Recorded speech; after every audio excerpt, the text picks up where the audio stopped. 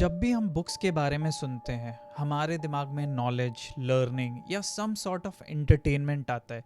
किताबें जनरली हमें कुछ ना कुछ अच्छा सिखाती है, लेकिन आज जो बुक के बारे में मैं तुम्हें बताने जा रहा हूँ, सिखाना तो बहुत दूर की बात है। ये किताब जहाँ जाती है सिर्फ वहाँ पे तबाही लेकर आती है। जो भी इस बुक को पढ़ने की कोशिश करता, या तो उसकी दिमागी हालत खराब हो जाती थी या वो इस बुक को पूरा पढ़ नहीं पाता था।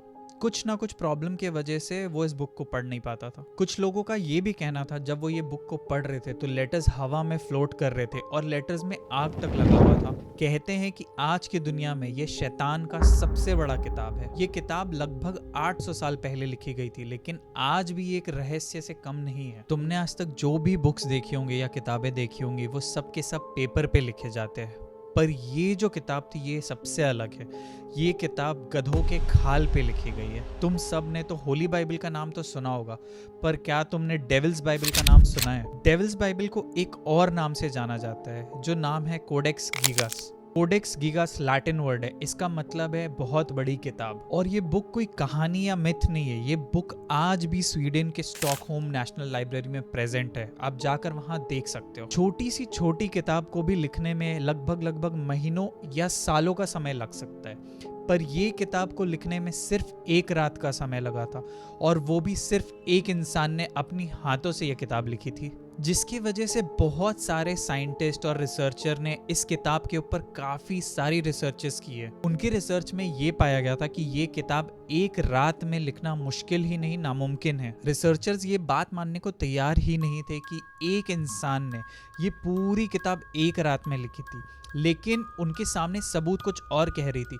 क्योंकि ये किताब में स्टार्टिंग से लेकर एंड तक राइटिंग सिर्फ एक ही इंसान की थी और बहुत ही कम समय में ये किताब को लिखी गई थी। रिसर्चर्स का कहना था कि ये किताब लिखने में 25 से 30 साल का समय लग सकता है अगर एक इंसान इस किताब को लगातार लिखे। तो ये बात उनके लिए मानना बहुत ही मुश्किल था कि ये किताब सिर्फ एक रात में लिखी गई थी। द डेविल्स बाइबल कहा जाता है कि ये किताब शैतान ने लिखी है, और इसके पीछे की जो कहानी है वो बहुत ही इंटरेस्टिंग है और आपको सोचने पे मजबूर कर देगी कि क्या ये कहानी सच भी है। अब ये किताब की सच्चाई क्या है और ये किताब के अंदर लिखा क्या गया था, और जिसने लिखा उसकी कहानी क्या थी, और उसने ये किताब को लिखा क्यों था। टोटल 320 पेजेस की ये किताब थी।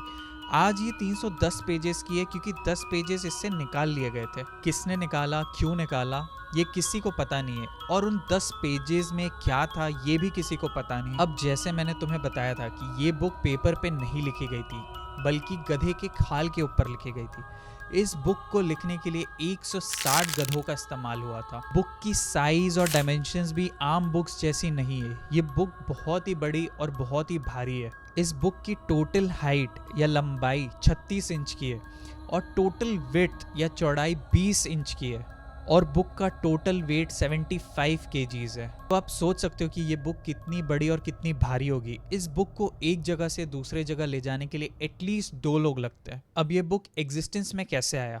तो 13th सेंचुरी में एक सन्यासी हुआ करता था जिसका नाम हरमन था। वो चेज रिपब्लिक के एक मॉनेस्ट्री यानी कि मठ में रहा करता था और वो उसी का मेंबर था। उसी तरह इस मॉनेस्ट्री के भी कुछ गाइडलाइंस थे जो यहाँ पे जो भी मॉन्क रहते थे उनको फॉलो करना पड़ता था, पर हरमन ने बहुत सारे रूल्स तोड़े। वो गाइडलाइंस के बाहर जाके काम किया करता था और उसका जो मन किया करता था वो अपनी मनमानी किया करता था, और हरमन बार बार मठ के सारे नियमों का उल्लंघन किया करता था। और 13th सेंचुरी में ये कोई मामूली बात नहीं थी, इसे जुर्म की तरह ट्रीट किया जाता था, क्योंकि इससे पूरा मठ बदनाम होता था और मठ के लोग को भी शर्मिंदा होना पड़ता था। और मठ के रूल्स एंड रेगुलेशन या नियम कानून को जो नहीं फॉलो किया करते थे उनको सजा भी दी जाती थी। धीरे धीरे ये बात वहां के लोगों को पता लगने लग गई और फाइनली राजा तक ये बात पहुंच गई। और उस समय राजा का दौर चल रहा था और राजा ही डिसीजंस लेते थे और सजा सुनाते थे। तो हरमन को राजा के पास ले जाया गया और सारी बात बताई गई। राजा ने सब कुछ सुनने के बाद हरमन को सजा सुनाई, और राजा ने फिर ये तय किया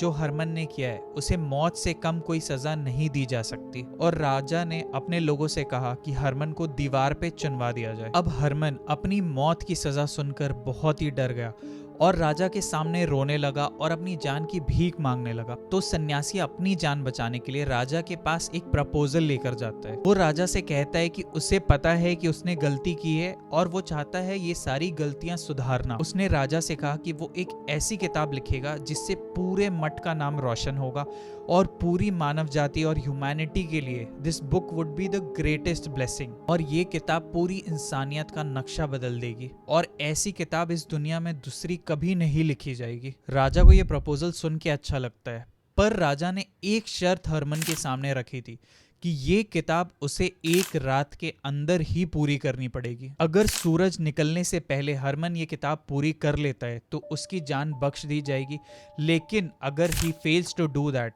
तो उसे मार दिया जाएगा सुबह होते ही।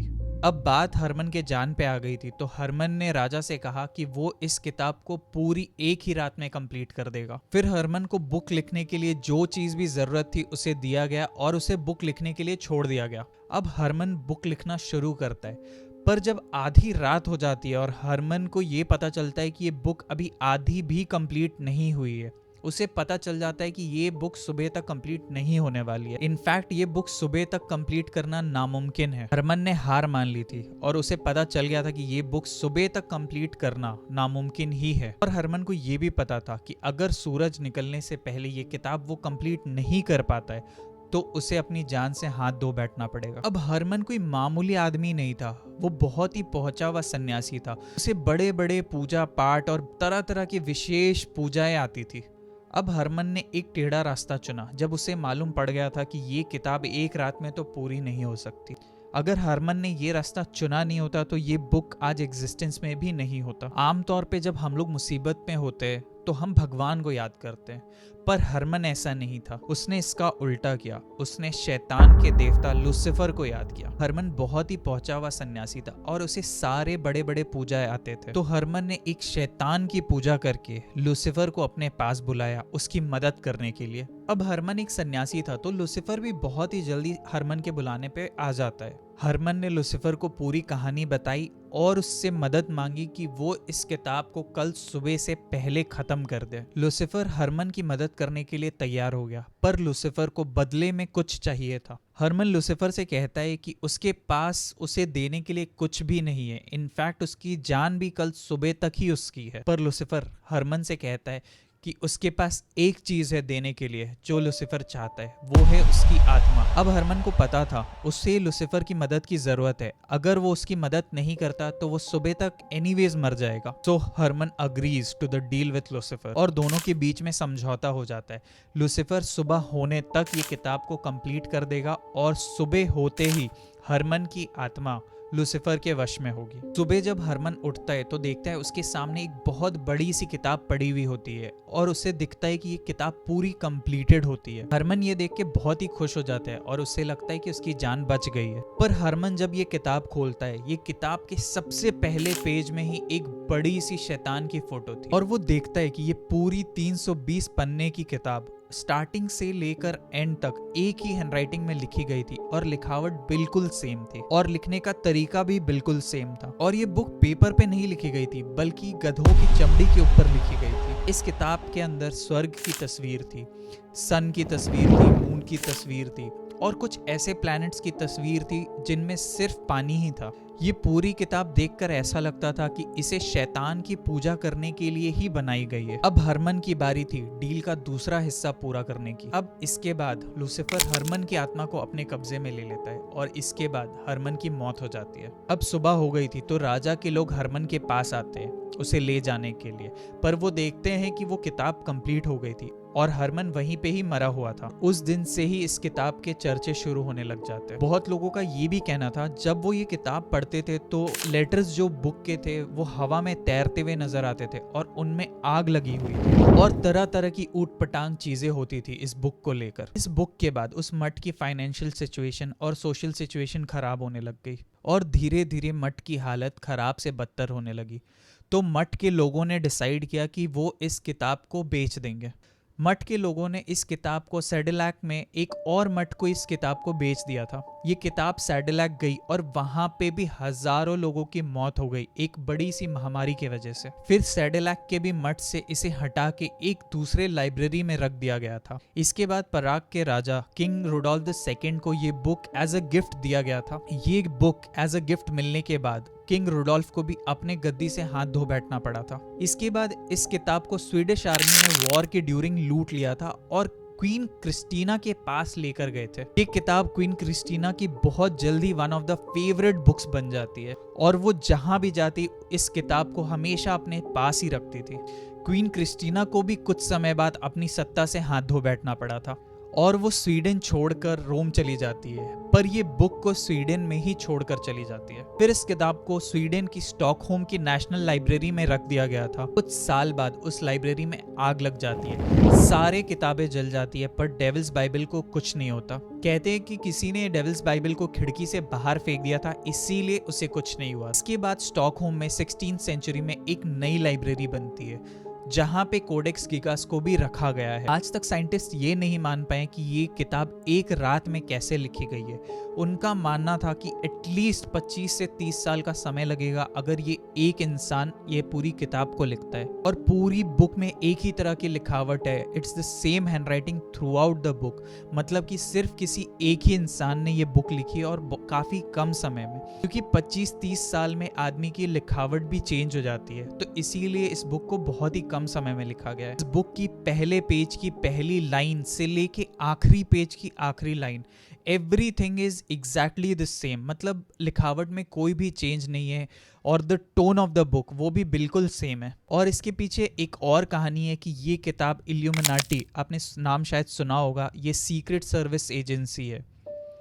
ये किताब इल्यूमिनाटी की है और ये किताब के अंदर जो कोड वर्ड्स लिखे हुए हैं वो सिर्फ इल्यूमिनाटी मेंबर्स को ही पता है। और इल्यूमिनाटी के जो भी मेंबर्स है इस किताब का वक्त वक्त पे यूज करते हैं और यूटिलाइज करते हैं। अब ये 800 साल पुरानी किताब है, लेकिन आज भी ये किताब एक मिस्ट्री बनी हुई है। इस किताब की स्टोरी में कितनी सच्चाई है, हरमन की स्टोरी में कितनी सच्चाई है, ये भी आज भी मिस्ट्री है। और इस किताब को लिखने का असली कारण क्या था, ये भी आज तक मिस्ट्री ही है। और बहुत से लोगों का मानना यही है कि इस किताब को शैतान के देवता यानी कि लूसीफर ने ही लिखा है, क्योंकि ये किताब पूरी लिखना वो भी एक रात में कोई इंसान का काम नहीं हो सकता।